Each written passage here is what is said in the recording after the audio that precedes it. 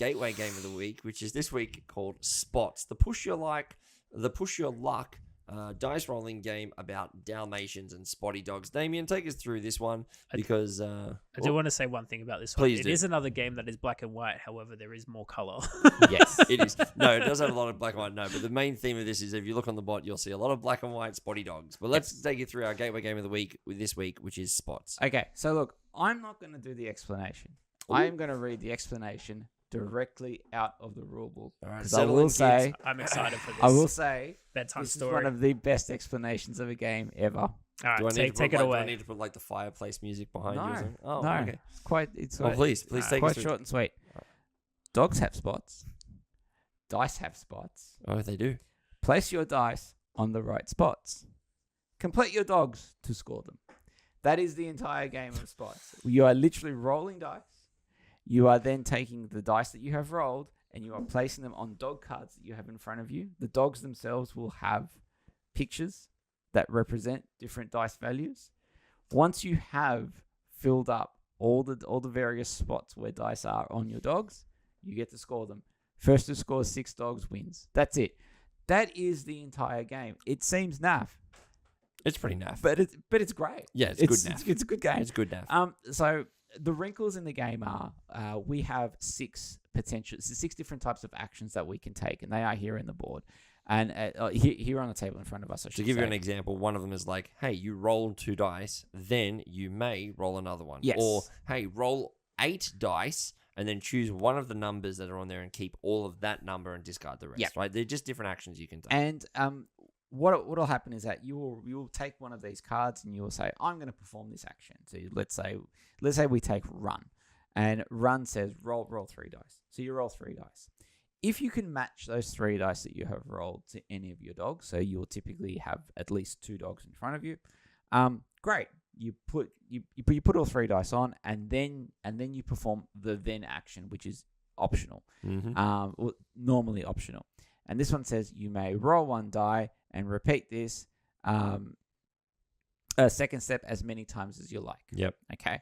So what will you then do? You'll take 1 die and roll it. And if you can place it, great. You can go again. And you keep doing this. Here's the kicker.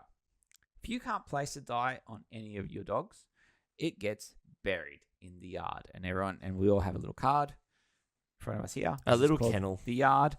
And you put the die there. Here's the key. And the real thing is that if you ever have more than 7 pips in your yard, so the pips on the die, if they add up to more than 7, you completely bust. Any dice that you have on your dogs, any dice that you currently have in the yard, they are gone. Gone skis. So it is possible to actually have your dogs filled up, but not scored yet. And that's the thing, is that on your turn, you can either take actions to roll dice and try and put dice on the dogs, or you can then say, you know what, I'm going to forego my turn so I can score the dogs that I have. And then that way, if I do happen to bust on a future turn, I'm not going to lose the dice on that dog. Now, there are special rules where if you manage to complete 2 dogs, you automatically score them. But in general, that's what you're aiming for. Yeah. I managed to bust having almost 3 dogs filled. That hurts. That hurt very much. That hurt a lot. And then the last thing you have is you have these little treat tokens. The bones. The bones. And at any point you can spend one. You can spend one to re-roll the dice that you just rolled on that turn. Mm-hmm. Honestly, you rinse and repeat to do this. I've just explained the whole game. You do that until someone manages to complete 6 dogs. They're the winner. Happy days. Move on. Start again. 15 minutes and you are done. It's a lot of fun. This is just literally just a very cute, very simple, very easy push like dice rolling game. Yeah. Roll dice and then laugh at people who bust on their dice. The funniest thing for me was like all the cards have like a command, like walk, roll over, run, fetch. Big. Yeah. And when you say like what you're going to do that turn, because you've got to flip the tile in the middle of the table, and it's like, oh, I think I'm going to howl. Yeah. It was just always funny. And look, we've got 6 cards on the table in front of us. You only ever play with 6 cards. There are a stack in the box. There is a ton of replay value in this game. I was just reading this. It does have like recommended It sets. does, yeah. But it's always like you have to. 2 of these are mandatory, and then you pick which ones you want to swap Yeah. out with one of those. Yeah. as I well. will say those actions in the center of the board are what made the game for me, specifically because it's not like Yahtzee where you say, I always roll 3 dice. Yeah.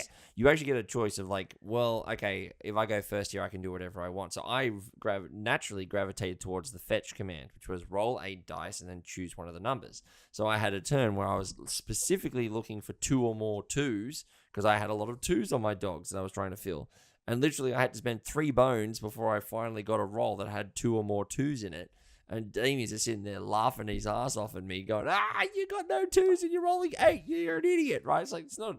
But that was the game. And that's what I really enjoyed about it, is the fact that it's not Yahtzee where it's like roll 5 dice and then just keep pushing your luck. It's like those different commands and those different actions give you that little spice where it's like, oh crap, I've got 3 low, like one of the ones roll over, which is, says take all of the dice from your buried in your yard and you can re-roll them again. Yeah. So I had 3 dice in my yard. I'm like, oh sweet, I can take that action and I Get can them roll out it. of there. Yeah. And get them out of there. And so it gave me these options, which I don't normally get in a push your luck game. And it just kind of was really nice. I really enjoyed that choice. That one choice alone changed this kind of push your luck element for me, where I'm like, this is really cool. I really enjoy it. I really dig it. Yeah. Yeah. I played a lot of Roll for It, which is essentially Yahtzee, where you roll the dice and you allocate the dice where they go. You only have so many dice to allocate. It's a very simple game. I would still use that as a gateway game for little kids, and then introduce them to spots. Yeah. Because there is more decision space that you have to do by choosing the actions. But I've got to tell you, Damien, I really love this game. It's not often I play a game with you and go, you know what? I got to get this game.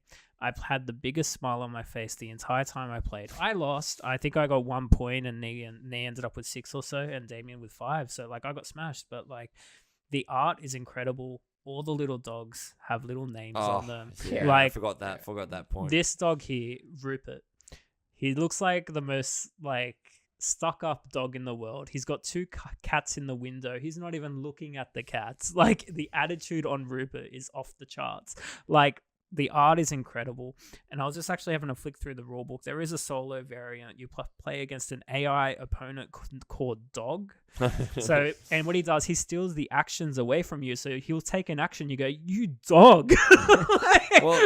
And I do want to say there's one more variant. And I love it. It's called the off-leash variant, where you put all the action tiles in the center and you just go nuts. I will say, Wow. I will say, it did allow me to have the. That does sound a lot of fun. It's just Sounds chaos. chaos. But back on the names of the dogs, though, I did have that one moment where I spied across the table. I saw the top card of the dog deck, and I said, can you pass me Louise, please? Yeah. Because that was the name of the dog. And everyone just giggled. It's like, Louise, right? I'm like, but that's what I thought was really funny. This dog's very called cute. Handsome. Yeah. This You had game's one sick. dog called Goliath. He was a big chonker. Yeah, I had a I dog had called Goliath. Zerk. I have a dog called This guy's Zerk. called, was it Goatsa, like dumpling? Yeah. Yeah. Gyoza? I had one called Gyoza? Xerxes. So there's a lot of these real fun names. But look, we love gateway games. That hence, obviously the name of our podcast. But like this is just a really fun, nice time. Hang on. Just His name's Bongo, Yeah, and Bongo. he has his butt in the air ready for pats. classic bongo. I will say though, this is a game that if you like, I don't have it.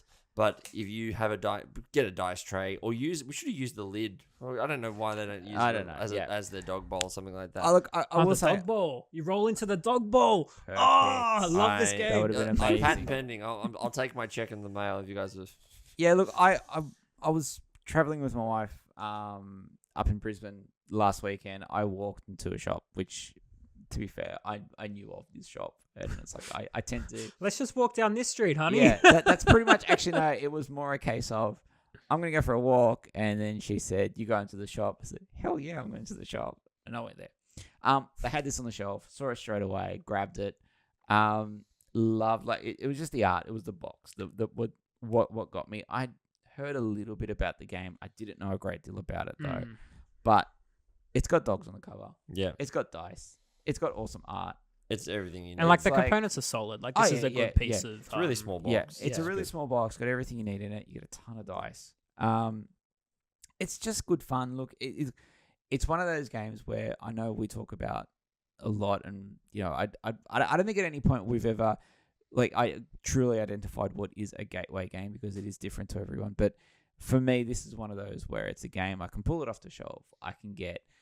I think this plays Anyone can play it. But the truth is, you could actually play this with a bunch of people. Yeah.